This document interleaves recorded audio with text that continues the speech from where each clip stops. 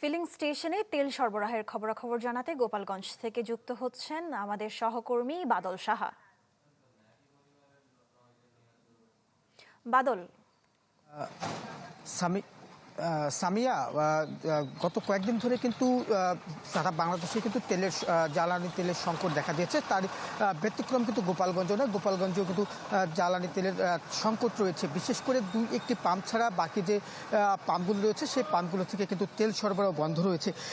ফলে কিন্তু যারা গাড়ির চালক রয়েছেন বা যারা ক্রেতা রয়েছেন তারা কিন্তু চরম বিপাকে পড়ছেন। পাম্পে এসে কিন্তু তারা তেল না পেয়ে ফিরে যাচ্ছেন। আবার কিছু কিছু পাম্পে কিন্তু যে তেল দেওয়ার জন্য একটি কাঠামো কিন্তু তৈরি করে তারা তেল দিচ্ছেন, যেমন মোটরসাইকেলে 200 টাকার বেশি তেল দিচ্ছেন না, বা অন্যান্য যানবাহনে কিন্তু তারা 5 লিটার থেকে 10 লিটারের বেশি কিন্তু তেল দিচ্ছেন না। ফলে যারা গাড়ি চালক রয়েছে তারা কিন্তু চরম বিপাকে পড়ছেন।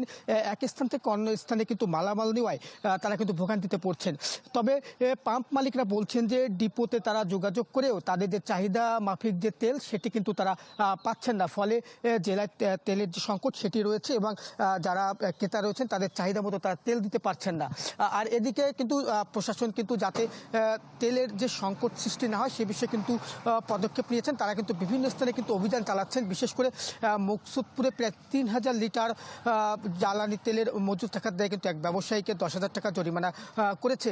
তবে প্রশাসন বলছে যে কিছুদিনের মধ্যে কিন্তু যে তেলের সংকট এটি কেটে যাবে, এবং যারা গ্রাহক রয়েছেন বা যারা তেল দিতে পাম্পে আছেন তারা তাদের যে চাহিদা মতো তেল সেটি তারা পাবেন।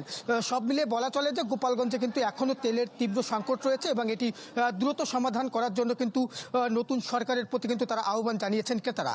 এই ছিল আমার কাছে গোপালগঞ্জের পাম্পগুলোতে তেল সংকটের সবশেষ খবর। বাদল, আপনাকে ধন্যবাদ। একই বিষয়ে আমাদেরকে জানাতে আমাদের সঙ্গে নারায়ণগঞ্জ থেকে আছেন আমাদের সহকর্মী আহসান সাদিক। আহসান, আমাদেরকে জানাবেন। গ্লিটারের টুইন লেমন ও অ্যান্টিব্যাকটেরিয়াল ফর্মুলা বাসনকে চকচকে জীবাণুমুক্ত করে আমাদের দেয় গ্লিটার গ্যারান্টি। সামিয়া, এখনো কিন্তু সংকট কাটেনি। নারায়ণগঞ্জে যে তেলের একটি সংকট রয়েছিল, তো সকাল থেকে কিন্তু আমরা যে ফিলিং স্টেশনটিতে আছি এটার চিত্রটাই যদি আপনাকে জানাই, যে বেশ কয়েকটি গাড়ি কিন্তু আসলে ফেরত যেতে দেখেছি আমরা তেল না নিয়ে। এবং এক্ষেত্রে যে যানবাহন ভিত্তিতে যেই সকল তেল সরবরাহের কথা থাকে, তো এই ক্ষেত্রে যে সাধারণ ক্রেতা আছে তারা কিন্তু আসলে সন্তুষ্টি নয়, এক ধরনের ক্ষোভই প্রকাশ করছেন। এবং তারা যেটি বলছেন আসলে দূরত্ব বেশি থাকায় কিন্তু যে তেলটি তারা আসলে সংগ্রহ করে থাকেন এতে কিন্তু তাদেরকে বেগ পেতে হয় রাস্তায় চলাচল ক্ষেত্রে। তো ফিলিং স্টেশনের যে যারা রয়েছে তারা যেই বিষয়টি জানাচ্ছেন যে আজকে পর্যন্ত কিন্তু এবং গতকাল এই ফিলিং স্টেশনে কিন্তু পেট্রোল এবং অকটেন কিন্তু সরবরাহ হয়নি, ডিজেল কিন্তু পর্যাপ্ত পরিমাণে নেই হিসেবে তারা জানিয়েছে। তো এই ক্ষেত্রে যতটুকু নারায়ণগঞ্জে যে ডিপোগুলি রয়েছে বিশেষ ব্যবস্থা আজকে তেল দেওয়ার কথা রয়েছে, তো তারা কিন্তু যে এই ডিপো থেকে তেল পাবেন কিনা এই ব্যাপারে কিন্তু আসলে নিশ্চয়তার কোনো তথ্য আমাদের জানাতে পারেনি। তো বলা যায় যে এখনো কিন্তু তেলের সংকট কাটেনি, এক ধরনের হতাশাই বিরাজ করছে ফিলিং স্টেশনগুলিতে গাড়ির চালকরা এসে। তো বলা যায় এই হচ্ছে নারায়ণগঞ্জ থেকে সর্বশেষ ফিলিং স্টেশনে তেল সংকটের পরিস্থিতি। সামিয়া,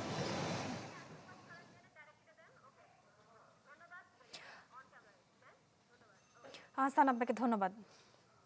তেল সরবরাহের খবরাখবর জানছিলাম আমাদের সহকর্মীদের থেকে। পরবর্তী প্রসঙ্গ।